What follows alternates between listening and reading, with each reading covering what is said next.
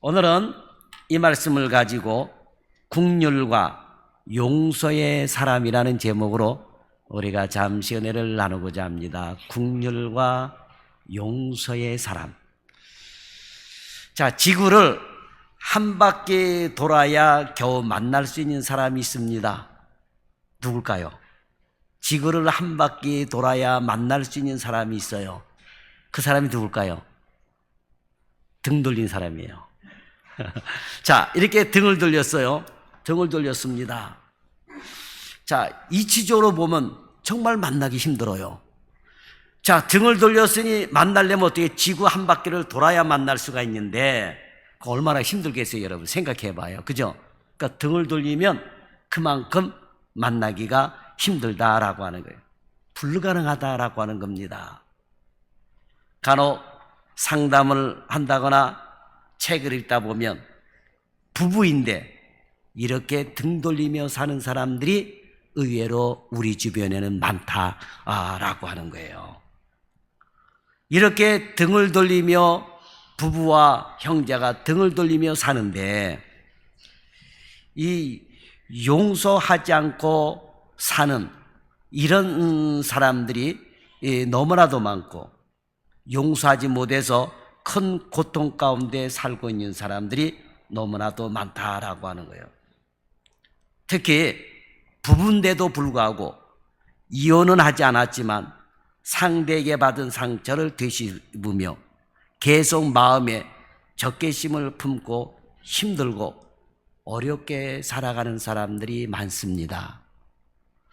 이번에도 여러분 뉴스를 통해서 아시겠지만 이혼한 부부가 아버지가 아들을 여러분 사제총으로 쏴 죽인 사건이 나왔잖아요. 이 부부 갈등에서 왔거든요.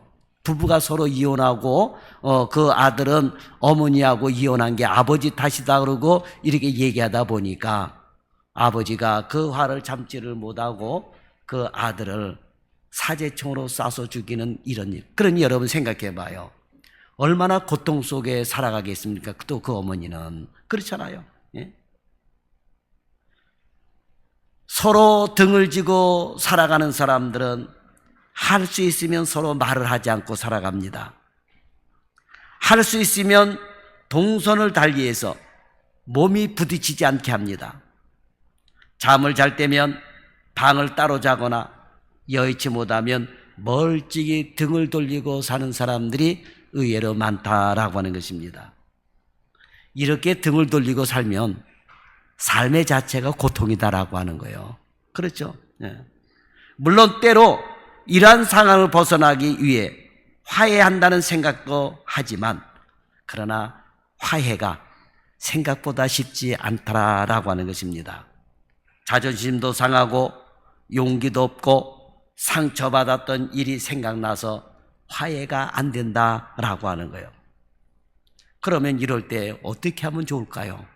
여러분. 그래서 용서는 아무나 하는 것이 아니더라라고 하는 것입니다. 용서는 마음이 착해서 하는 것도 아니고 속이 빈 사람이라서 용서하는 것도 아닙니다.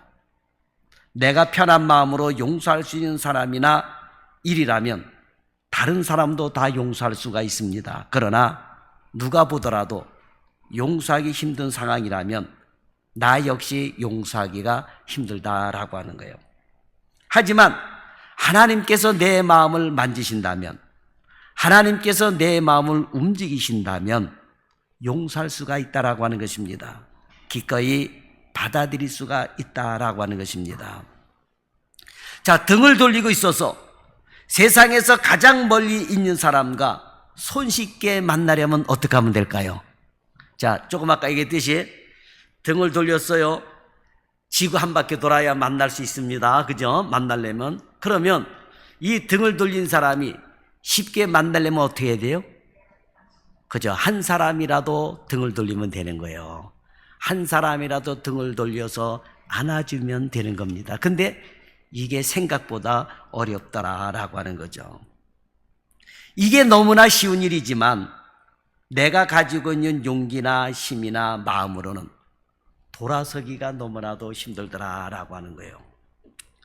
오직 하나님으로부터 용서할 수 있는 용기를 받고 용서해야 하는 당위성을 깨달은 뒤에야 비로소 마음을 돌이키고 몸을 돌이켜 용서할 수가 있다라고 하는 거예요. 이런 이야기가 있습니다. 4년 동안 옥살이를 하고 석방이 되어 버스를 타고 집으로 돌아가는 한 남자가 있었답니다. 자, 자유의 몸이 되어 기쁠 텐데 이 사람은 어둡고 초조하고 우울한 표정을 짓고 집으로 돌아가고 있었다라고 하는 것입니다. 물론 사연이 있답니다. 이 사람은 자기의 아내에게 석방의 소식을 전하면서 이런 편지의 내용을 썼답니다. 그동안 나의 잘못을 용서해주고 나를 기꺼이 맞아주겠다면 그 표시로 동구 밖에 있는 큰 참나무에 노란 손수건을 하나만 붙들어 매주세요 라고 했다는 거예요. 자, 잠시 후면 버스가 마을에 도착하게 될 텐데 만약 아내가 자신을 용서해 주지 않아서 노란 손수건을 걸어두지 않았다면 어디든지 떠나야 될 그런 처지에 있었답니다. 하지만 그동안 아내의 마음을 너무나 아프게 하고 삶을 힘들게 하였던 자기 자신은 아내가 반갑게 맞아주리라고 기대하지는 않았다라고 하는 겁니다. 그러니 편지는 보냈지만 초조함으로 갈 수밖에 없었고 입술이 바짝바짝 말라갔다는 것입니다. 이 남자는 자신의 사연을 옆 사람에게 말했답니다. 내가 지금 감옥에 가서 4년 동안 살고 지금 아내에게 돌아가는데 나를 용서해 주면 집 앞에 동구 밖에 있는 참나무에게 있는 그 가지나무에 노란 손수건 하나만 내달아 달라고 하는 이 편지를 써서 보냈다라고 하는 내용을 옆 사람에게 이야기를 했는데 이 이야기가 목소리가 커가지고 버스 안에 있는 사람들이 다 알게 되었답니다. 자, 이 버스가 마을에 가까이 갈수록 이 남자의 마음은 더욱 초조해지기 시작을 했답니다. 그리고 함께 버스를 타고 있던 승객들 역시 긴장이 되었다라고 하는 겁니다. 마을에 진입하는 순간 버스 안은 물을 끼얹은 듯 숨소리조차 들리지 않고 고요했답니다. 그때 갑자기 와 하는 승객들의 함성과 함께 박수 소리가 요란하게 울렸답니다. 긴장하며 눈을 감고 있던 이 남편은 함성 소리에 눈을 떠서 창밖을 내다보았답니다. 창밖에는 큰 참나무가 있었는데 노란 손수건이 하나만 걸린 것이 아니라 그 참나무 가지에 온통 다 노란 손수건과 노란 깃발이 걸려져 있었다라고 하는 겁니다. 자, 이 이야기를 들으면서 감동이 되는 것은 용서하기 힘든 남편을 기꺼이 용서하고 받아준 아내의 사랑 이야기입니다. 남편이 감옥에 있었던 4년 동안 아내는 얼마나 많은 고통을 받았겠습니까? 마음고생은 얼마나 심했겠으며 경제적인 고통은 또 얼마나 심했겠습니까? 그런데도 용서를 구하는 남편, 새로운 각오를 하고 변화된 삶을 살겠다고 말하며 돌아오는 남편을 기꺼이 용서하고 받아주는 그 사랑에 감동이 되는 이야기였다라고 하는 것입니다. 자, 그런데 이 이야기를 들으면서 중요한 것은 오늘 우리도 이러한 용서의 사랑을 베풀 수 있느냐라고 하는 거예요. 자, 용서하지 못할 잘못을 범한 남편이나 아내 혹은 부모나 자녀, 이웃이 자신의 잘못을 뉘우치고 용서를 구할 때 과연 우리는 기꺼이 받아줄 수 있느냐라고 하는 거예요. 물론 남의 이야기를 듣거나 소설을 읽을 때는 용서하는 사람의 용기와 사랑을 칭찬하며 나도 그럴 수 있다라고 말을 합니다. 그러나 그 이야기의 주인공이 나 자신일 때는 쉽게 이야기하지를 못하더라 라고 하는 거예요. 보통은 뭐라 그럽니까? 그 사람하고 나하고는 다르지, 이렇게 얘기를 하면서 쉽게 용서를 못하더라 라고 하는 거예요. 남의 이야기에는 감동을 받지만 나의 이야기일 때는 감동이 오지 않고 오히려 더 미워하게 되고 감정이 상하게 되더라 라고 하는 것입니다. 다른 사람의 이야기일 때는 당연히 용서해 줘야 된다라고 이야기하지만 나의 이야기일 때는 용서해야지 된다라고 하는 말을 쉽게 하지 못한다라고 하는 것입니다. 이런 생각을 해보면서 우리는 오늘 본문을 보면서 도저히 용서하지 못할 것 같은 형들을 용서하고 화해하며 눈물로 얼싸안고 입을 맞춘 요셉이라고 하는 사람을 볼 수가 있습니다. 대단한 용기를 보여주는 너무나 감동적인 장면입니다. 물론 요셉은 하나님에 대한 믿음과 인도하심에 대한 확신, 그리고 말씀의 순종이 있었기 때문에 형들을 용서할 수가 있었던 것입니다. 사실 여러분 생각해 봐요. 우리가 이 요셉의 이야기니까 용서를 감동적으로 여러분 받아들이지, 누가 여러분을 납치해가지고 어디 팔았다고, 사실 어떻게 보면 인생을 망쳐놓은 거예요, 요셉을. 그렇지 않습니까? 얼마나 여러분, 원수도 그런 원수가 어디 있겠습니까? 그렇잖아요. 네? 그런데 이 요셉의 감동적인 이야기, 이거를 우리가 읽으면서 우리가 용서를 배우지만 이런 일이 실질적으로 우리에게 일어났을 때는 어떻게 생각해요? 원수도 그런 철전지 원수가 없는 거예요, 여러분. 그렇지 않습니까? 네. 그런데 요셉은 이렇게 하나님으로 인하여 형들을 용서할 수 있는 마음을 가졌다라고 하는 거예요. 자, 오늘 우리는 본문을 통해서 어떻게 용서해야 하는지를 배우고, 그러니까 여러분 자신이, 우리 자신이 용서에 대한 도전을 받는 그러한 귀한 시간이 될 수 있기를 바랍니다. 그러니까 용서하는 것도 배워야 돼요. 그죠? 여러분, 무조건 용서가 아니에요. 그러니까 요셉이 용서했는데 무조건 용서가 아니에요. 어떤 사람은 그래요. 예수 믿는 사람이 무조건 용서해야지. 뭐 70번씩 7번이라도 용서하라 그러지 않았느냐. 맞아요. 그 말이 맞긴 맞는데 중요한 건 뭐예요? 회개하고 돌아왔을 때예요. 또 회개하고 돌아왔을 때에 분명한 그 회개하고 용서하고 돌아왔느냐라고 하는 거예요. 그럴 때 여러분 용서의 마음을 가져야 되는 거예요. 그 용서하는 법도 여러분 배워야 돼요. 그렇지 못하게 되면 오히려 늘 당하면서 살게 되고 문제 속에서 살게 되고 그런다라고 하는 거죠. 그래서 오늘 본문을 통해서 요셉을 통해서 용서하는 법을 배울 수 있는 저와 여러분이 될 수 있기를 바랍니다. 그러니까 뭐 수학만 배우고 영어만 배우고 국어만 배우는 게 아니에요. 인생도 배워야 되고 사랑도 배워야 되고 용서하는 것도 배워야 되고 다 여러분 배워야 돼요.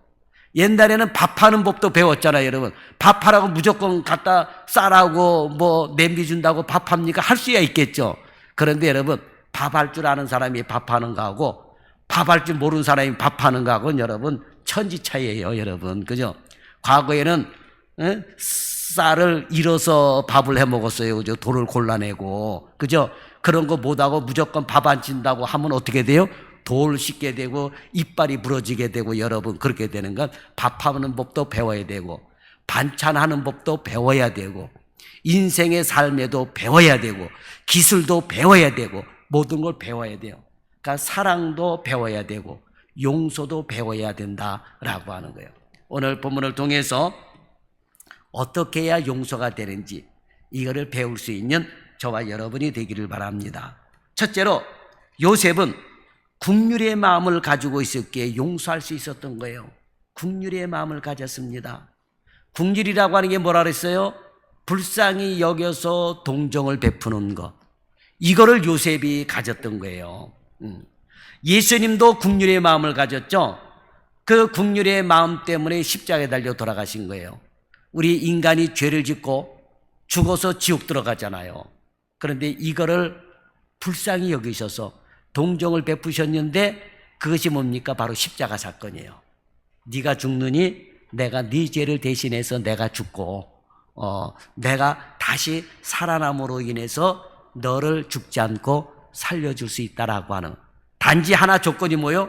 하나님을 믿으면, 그죠? 나를 믿으면, 예수를 믿으면 죽지 않고 살리라고 하는 것을 보여주신 거예요. 그러니까 여러분, 예수님은 무조건 용서하셨어요. 그런데 용서하셨는데 단 하나 뭐요? 예수님의 그 십자가의 도를 믿고 인정하는 거예요. 이것이 인정되지 않으면 구원 못 받는 겁니다. 그러니까 여러분, 굉장히 중요한 거예요. 그러니까 예수님의 이 국률이 우리에게 있어야지 되고, 이 국률의 마음이 있을 때에 잘못했다라고 용서하고 빌고 들어오는 사람을 받아들이고 용서할 수가 있다라고 하는 거예요. 자, 우리나라 사람들은 아픈 역사를 가지고 있습니다. 특히 임진왜란과 일제 36년 6.25 전쟁은 잊지를 못합니다. 그죠? 6.25 전쟁 저 어렸을 때에 어찌 잊으랴 그날을, 6.25에 대한 노래를 부르면서 나도 모르게 김일성에 대한 적개심을 가졌어요. 그 노래를 통해서 그런 걸 막 심어줬단 말이에요. 그죠? 임진왜란이나 일제 36년의 그런 독립운동 이야기를 하면서 일본 사람들에 대한 미움 감정이 싹 터 있어요. 우리나라 사람들은. 그죠? 잊을 수 없는 사건이죠, 여러분. 그래서 일본 사람이라고 그러면 사실은 일본 사람이라고 안 그러고 뭐라 그래요? 예? 일본 놈이라고 그러잖아요. 외놈, 일본 놈, 뭐 여러분 그러잖아요. 그죠? 중국한테는 얼마나 많이 시달리고 중국인들이 쳐들어와가지고 얼마나 우리나라 사람들 못 살게 했습니까? 그래가지고 중국 사람들을 가리켜서 말할 때 무슨 놈이라 그래요? 떼놈이라 그러잖아요. 떼놈. 안 좋은 말을 쓰는 거예요. 그러니 여러분, 미운 감정들이 우리에게 있는 거예요, 이게. 지금도 일본 사람들에 대한 미운 감정이 여러분, 있잖아요. 그죠? 왜? 잊지 못할 사건들을 만들어 놓은 거예요. 그런 사건. 자, 그런데 우리가 살다 보면 분노가 일어날 때가 많아요. 나를 분노를 일으킬 때가 많습니다. 그러면 그런 일 속에서 어찌 있고 그런 사람을 어찌 잊어버릴 수가 있겠느냐라고 하는 거예요. 여러분, 가깝게 부부싸움 하더라도 오래 산 사람은 부부싸움이 길어요. 신혼부부들은 부부싸움이 안 길어요. 빨리 끝납니다. 그리고 이해하고 넘어. 그런데 요게 10년 살고 20년 살다 보게 되면 그동안에 서운하고 쌓였던 감정이 풀어버리지 않고 갖고 있다 보니까 요게 한번 터졌다 나오게 되면 10년치, 20년치가 싸우게 되니까 다 쏟아져 나오는 거예요, 이게. 그리고 30년 있어봐요, 쏟아져 나와봐요. 40년 쏟아져 나, 그럼 이제 황혼이혼으로 가게 되는 거예요. 그런 거 쏟아져 나오면 이런 거 여태까지 내가 참고 살아왔지만 이제 또 그래? 그럼 못 참아. 이러면서 여러분 황혼이혼하게 되는 거예요. 황혼이혼해. 예. 요즘은 황혼이혼한다 그러면 남자들이 쩔쩔매요. 왜? 그동안에 일하고 퇴직금도 받고 뭐 연금도 나오고 그것도 반 나누자고 얘기를 해버리니까 남자들이 꼼짝 못하고 그냥 지어서 살고 있어요. 젊었을 때는 아내들이 지어서 사는데 나이 먹게 되니까 남편들이 지어서 살게 되죠. 그런데 오래 살다 보게 되니까 좋은 것만 기억하고 와야지 되는데 이게 서운하고 안 좋고 이런 것만 생각해 보니까 남편이 왼수도 그런 왼수가 없는 거예요. 그죠? 천생연분이 아니라 천생 왼수가 돼서 사는 사람들이 얼마나 많으냐라고 하는 거예요. 요셉도 마찬가지. 여러분 22년 23년 있었지만 너무나도 커다란 아픔을 갖고 여러분 살아간 거예요. 집으로 가고 싶어도 집으로 돌아갈 수도 없고. 왜?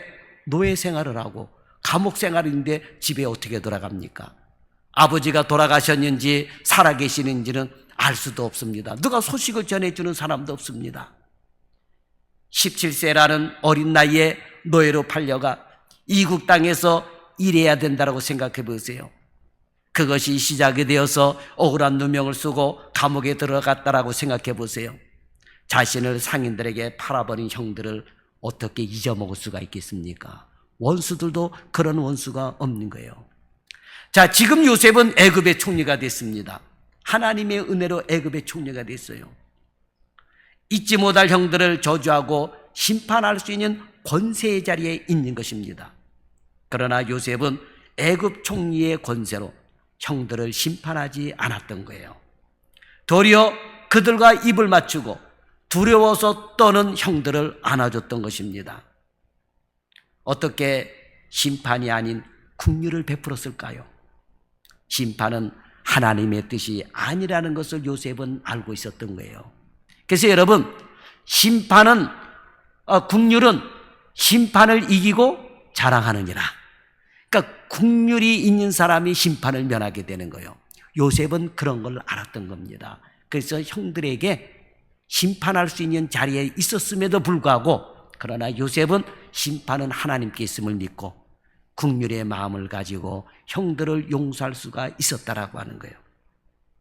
자, 보복과 원수 갚음은 화난 감정을 달래는 것뿐이지 보복한다고 이미 엎질러진 물을 다시 담을 수 있는 것은 아닙니다.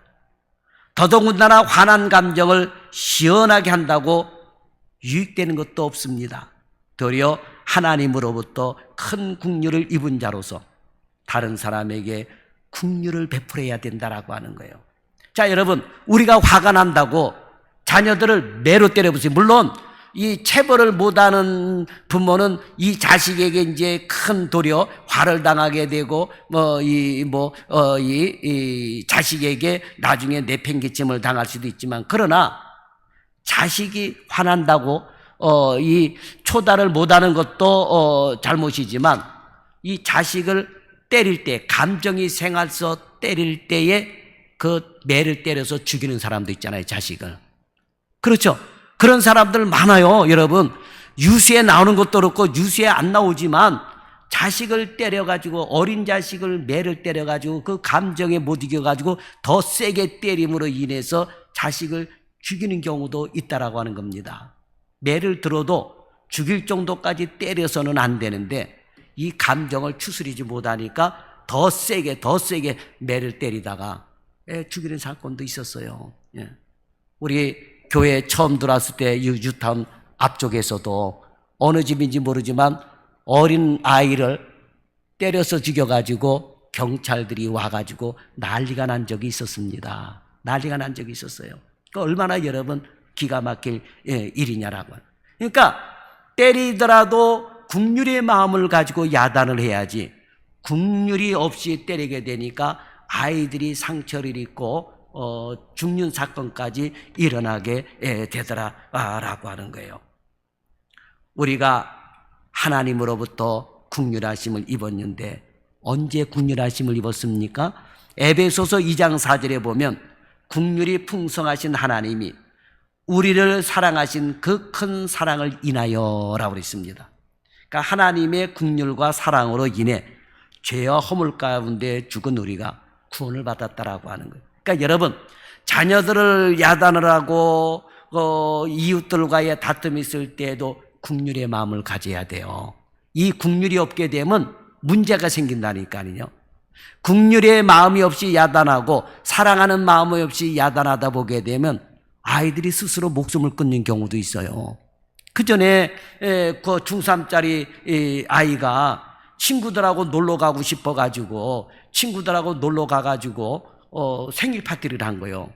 그런데 이 아버지가 학원 안 간 것을 알게 돼가지고 아이에게 전화해가지고 비싼 돈 들여서 학원 보냈더니 너 집에 들어오면 때려 죽여버린다고 아버지가 그냥 가시도친 말을 해버린 거예요. 특히 우리 한국 사람들은 끄떡하면 죽인다 소리 잘하잖아요. 끄떡하면 죽인다.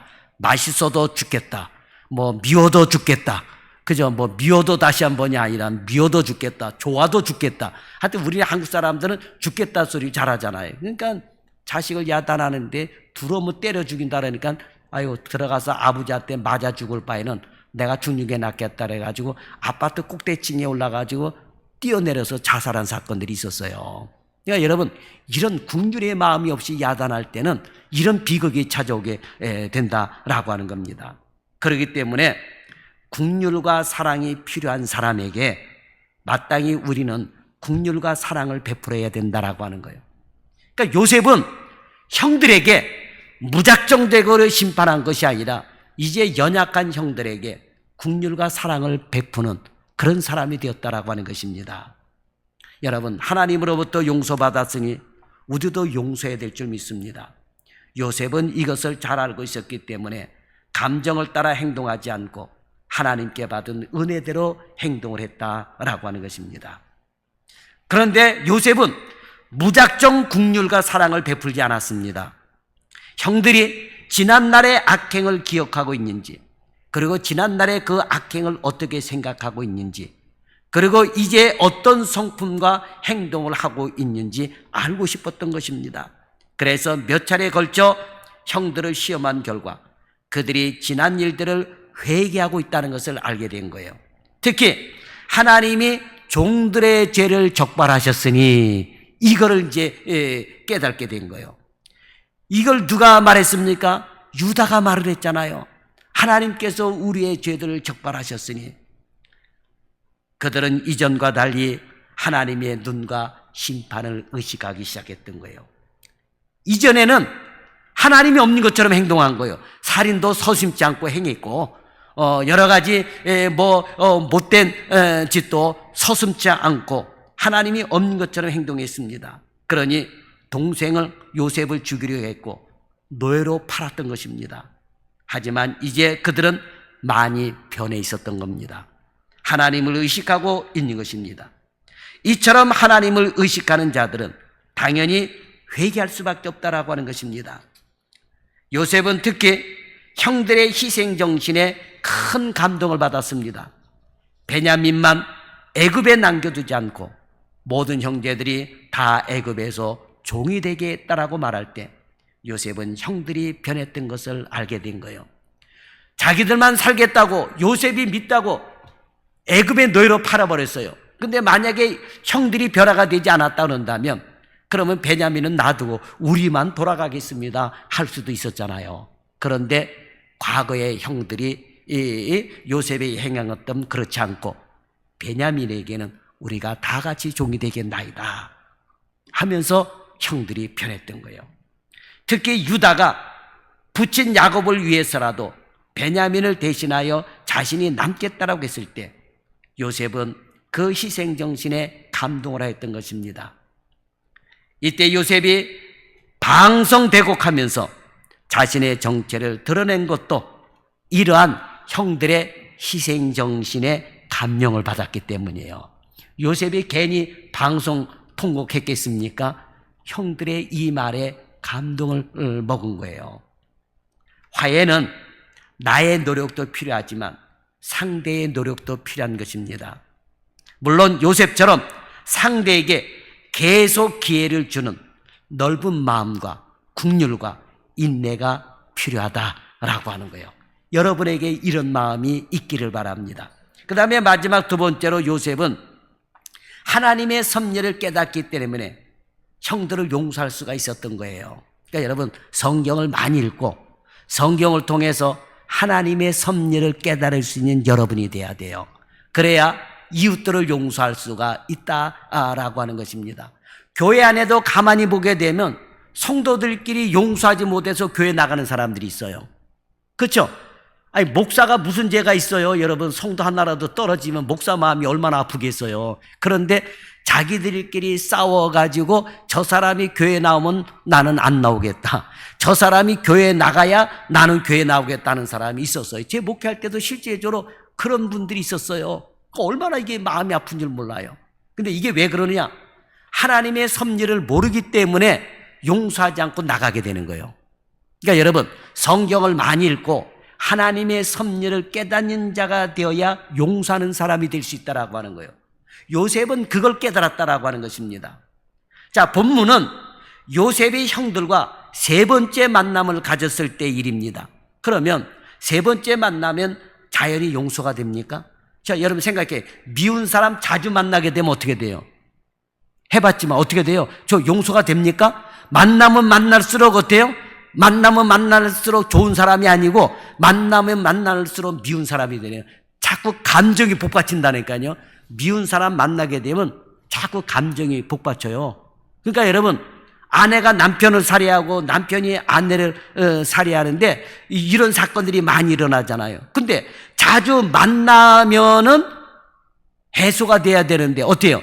만날수록 부부싸움 하잖아요. 만날수록 대판 싸우게 되고 이러다 보게 되니까 문제가 심각해지게 되고 살인까지 가게 되는 거예요. 마찬가지요. 오늘 본문에 보면 요셉이 형들과의 세 번째 만남이 어떻게 보면 더 미운 거요. 첫 번째 만났을 때는 얼떨결에 만나서 형이란 걸 알았을 때는 조금 불쌍하다는 생각도 들기도 하고 초라하다는 생각도 들 수도 있지만 또 두 번째 만났을 때는 나를 팔았지 이래가면서 그리고 세 번째 만났을 때는 어떻게 혼내줄까 이렇게 하다 보게 되면 감정이 더 상할 수도 있다라고 하는 겁니다.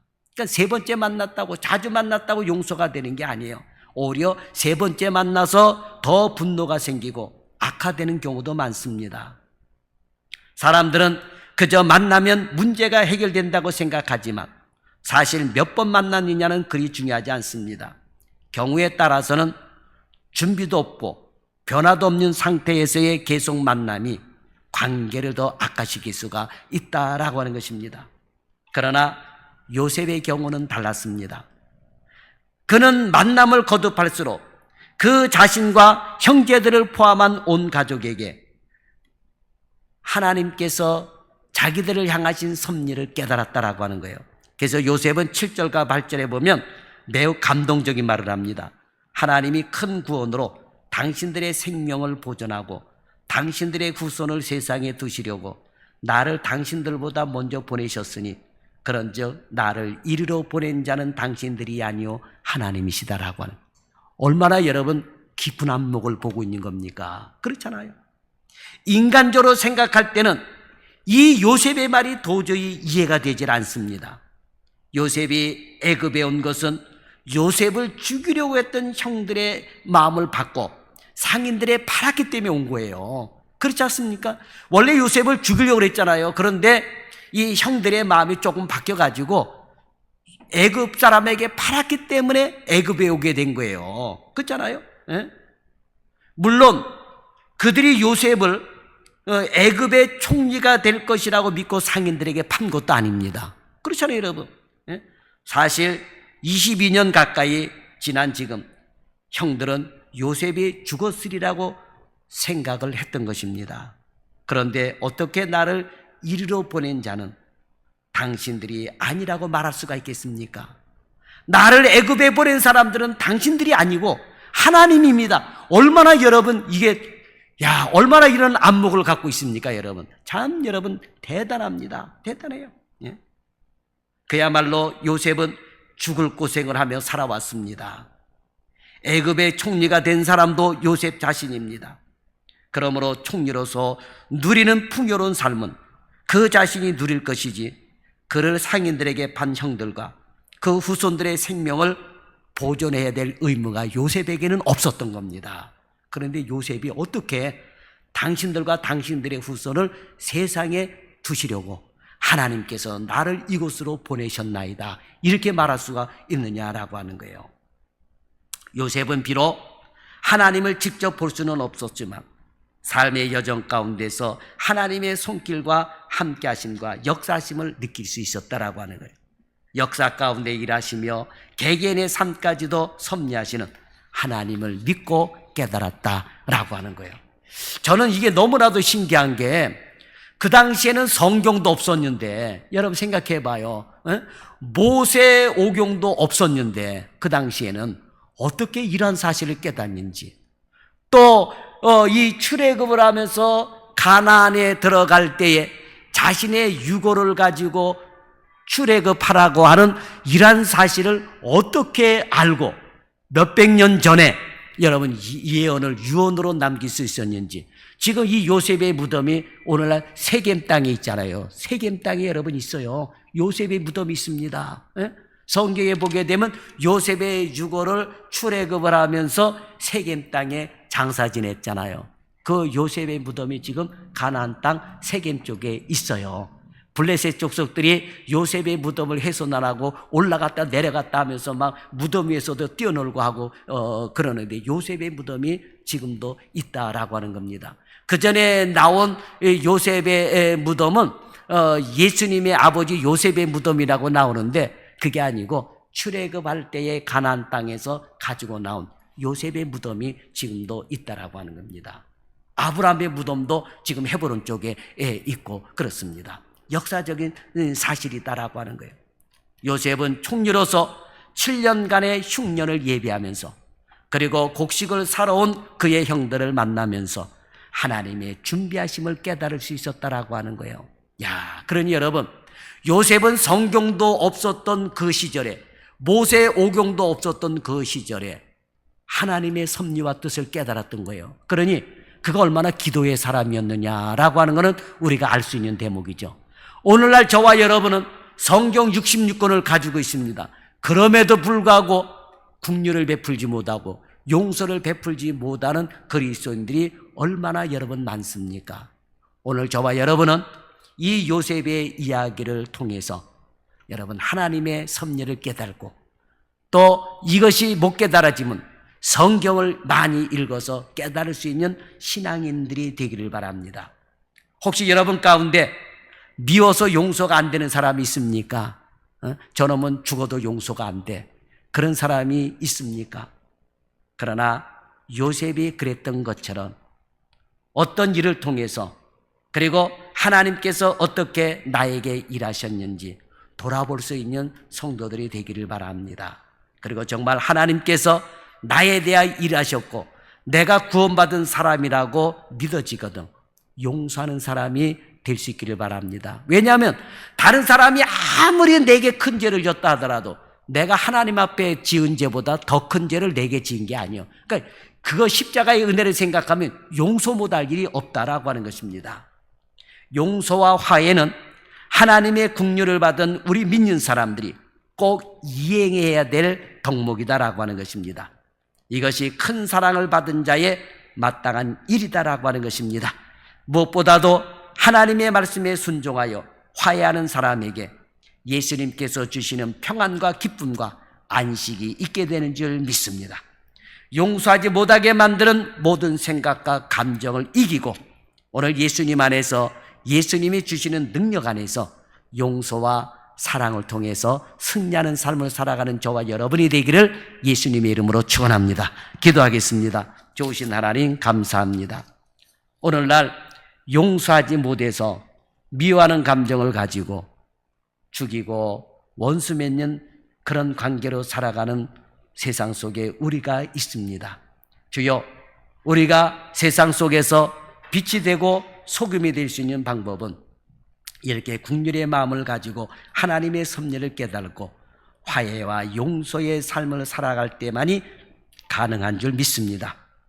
그러므로 용서가 안 되는 사람, 오늘 이후로 싹 예수님의 보혈의 피로 씻음을 받게 도와주시고 그리고 마음의 그 용서를 통한 평안이 임하는 성도들이 되게 하여 주옵소서.